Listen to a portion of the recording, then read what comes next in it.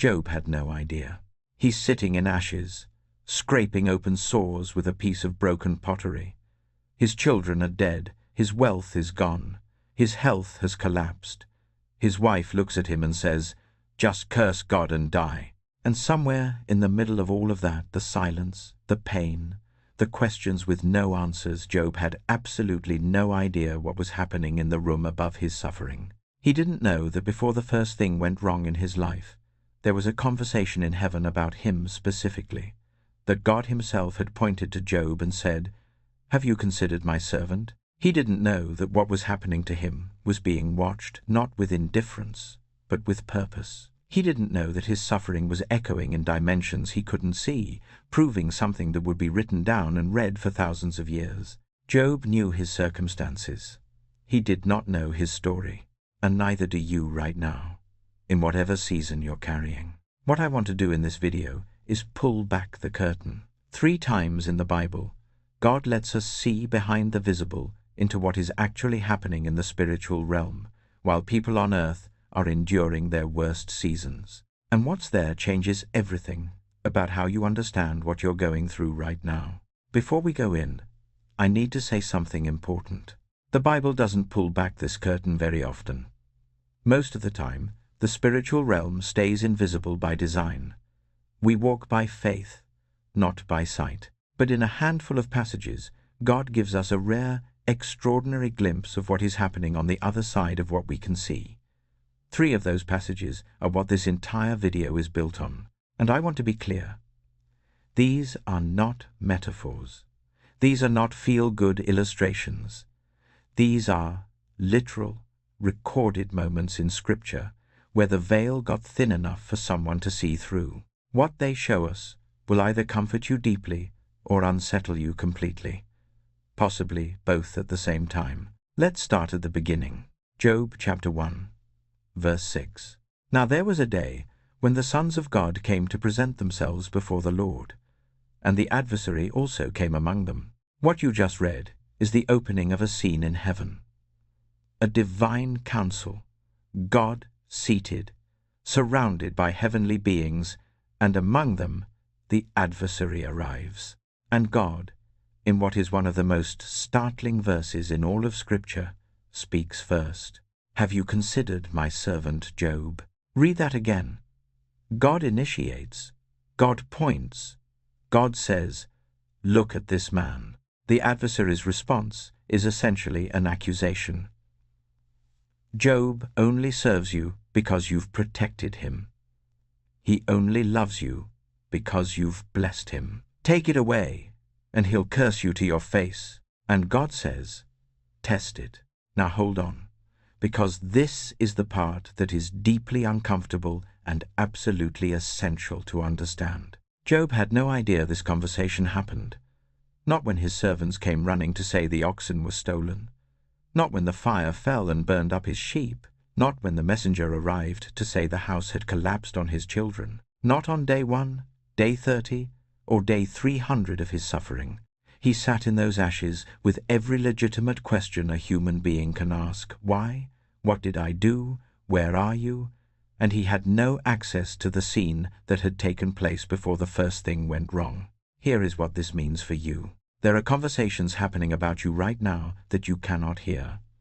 There are purposes being worked out through your circumstances that you have no framework to see from inside them. The God who looked at Job and said, "Have you considered my servant?"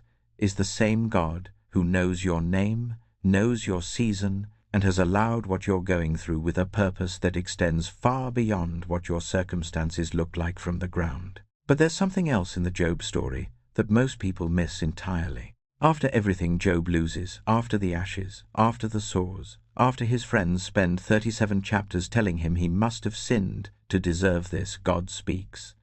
And what does he say about Job? Not to Job, about Job. Job nedvenket hate, God says to Eliphaz, one of the friends who had all the answers. My anger burns against you and against your 2 friends, for you have not spoken of me what is right, as my servant Job has. The friends who had the tidy theology and the correct answers, God was angry with them. Job, who screamed at the sky, who demanded an audience, who said things in raw grief that would make most Christians uncomfortable, Job spoke what was right. And here is the detail that will stay with you. The adversary disappears from the book after chapter 2. Completely. He makes his accusation, God permits the test, and then he is never mentioned again. He didn't finish the story. He was only in it long enough to set it in motion. Whatever the adversary intends in your worst season, he doesn't write the ending. He never has. That's the first scene. A heavenly council meeting about an ordinary man that he never knew happened, and a story whose ending the adversary was never allowed to finish. The second scene pulls the curtain back even further. Daniel chapter 10. Daniel is in Babylon. He has been fasting and praying for 21 days, 3 weeks of mourning, with no answer, no sign, no word. He's praying for his people, for Israel, for understanding. And the silence on the other end has been absolute. Then a figure appears by the Tigris River described with awe-inspiring detail. A being so radiant that the men with Daniel fled in terror even though they couldn't see him. And this figure speaks, verse 12, "Do not be afraid, Daniel.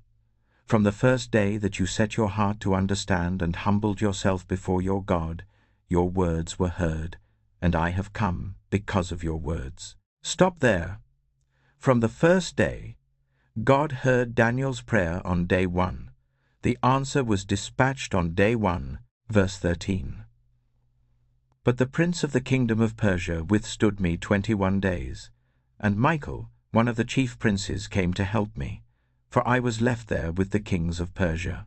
There is a war that Daniel cannot see happening in the spiritual realm, directly above the region where he is praying. A demonic territorial power described as the Prince of Persia, a fallen angelic being assigned to obstruct, has been blocking the messenger for the entire length of Daniel's fast. For 21 days there has been a battle. Not because God wasn't listening, not because the answer wasn't coming, but because between Daniel's prayer and Daniel's answer there is a spiritual realm with real conflict in it. The messenger then says something extraordinary. I must return to fight against the Prince of Persia, and when I go, the Prince of Greece will come. The battle doesn't end when Daniel gets his answer. It continues. There are wars being waged in dimensions Daniel will never see, involving kingdoms he lives inside, on behalf of purposes larger than his personal circumstances. And here is what this means practically. When you have been praying genuinely, persistently, faithfully, and the silence goes on for days, weeks, months, you are not being ignored.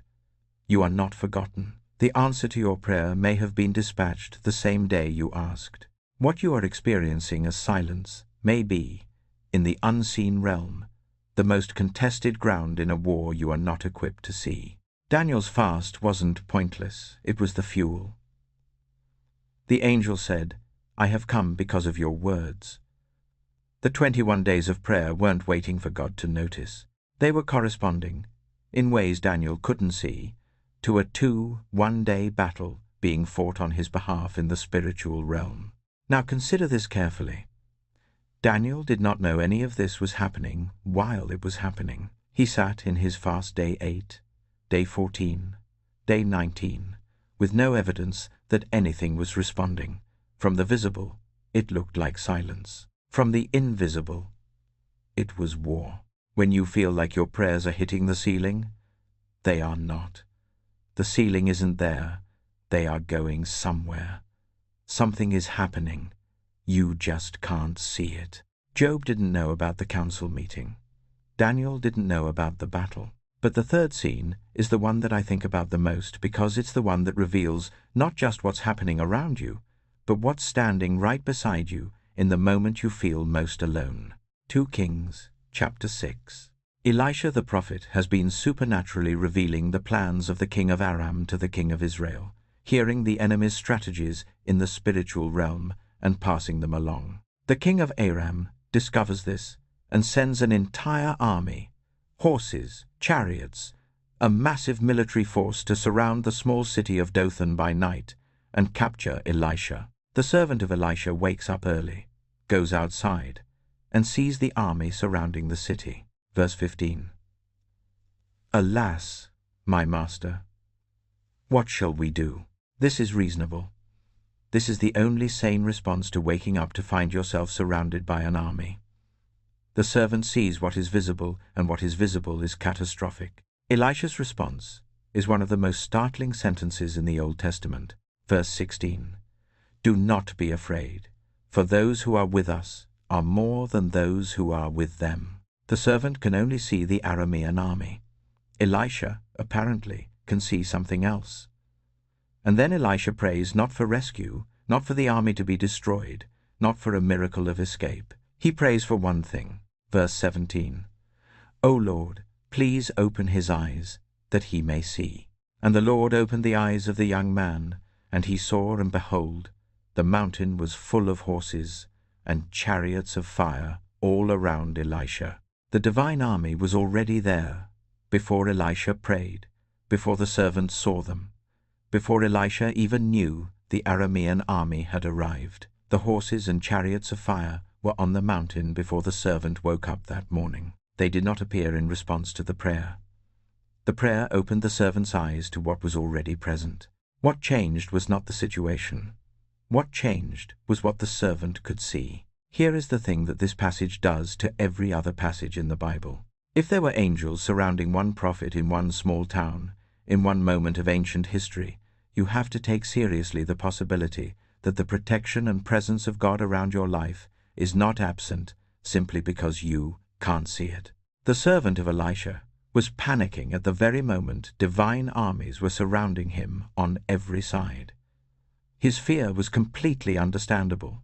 His fear was also completely based on incomplete information. You are looking at your circumstances from one dimension, the dimension you live in. And from that dimension, what you can see may be genuinely terrifying. But the dimension you cannot see, the one that Job didn't know about, that Daniel couldn't see, that Elisha's servant could only glimpse after prayer, that dimension is more real, not less. It is not the spiritual world that is secondary to the physical world. It is the other way around. The Apostle Paul, who understood suffering from the inside, shipwrecked, beaten, imprisoned, abandoned, writes in 2 Corinthians 4:17, 1:8. For this light momentary affliction is preparing for us an eternal weight of glory beyond all comparison, as we look not to the things that are seen, but to the things that are unseen. For the things that are seen are transient, but the things that are unseen are eternal. The things that are seen are transient. The things that are unseen are eternal. Your worst season is being witnessed. It is being held. There are dimensions of what is happening around you right now that your physical senses have no access to, and if you could see them the way Elisha's servant saw them that morning, what changes might not be the situation. What changes might be your fear. So what do you do with this? 3 things. And I want to be honest with you. None of them are easy. First, stop interpreting silence as absence. Job's silence from God lasted 37 chapters. Daniel's silence lasted 21 days. The silence was not God being absent. In both cases, the most significant activity was happening in the very space the silence occupied. Silence is not a synonym for abandonment. In Scripture, it's often the opposite. Second, pray as if something is actually happening when you pray, because Daniel chapter 10 tells us it is. The day you set your heart to understand and humbled yourself before God, your words were heard on that day. Not eventually, not when you've been faithful long enough. That day, what you cannot see is that something was set in motion the moment you asked. The question is whether you'll keep praying through the gap between the answer being dispatched and the answer arriving. Third, and this is the hardest one, let go of the idea that your circumstances are the full story of what God is doing. Job's circumstances were not his story. Daniel's 1-day silence was not his story. The servant's terror at the Aramean army was not the story. In every case, the part that mattered most was the part they couldn't see. And the part you can't see right now may be the most important thing God is doing in your life. Job eventually got to ask his questions. God showed up and answered him, not with explanations, but with presence. And Job said something remarkable. Job 42:5. I had heard of you by the hearing of the ear, but now my eye sees you. He didn't say, now I understand why all of this happened. He didn't say, now the suffering makes sense. He said, now I see you. The goal of the worst season of your life may not be explanation. It may be encounter. Daniel received his answer. Elisha's servant saw the army. Job saw God. They all saw it in the end. What they couldn't see while they were in it was not absent. It was just unseen. And unseen, according to the Bible, is not the same as not there.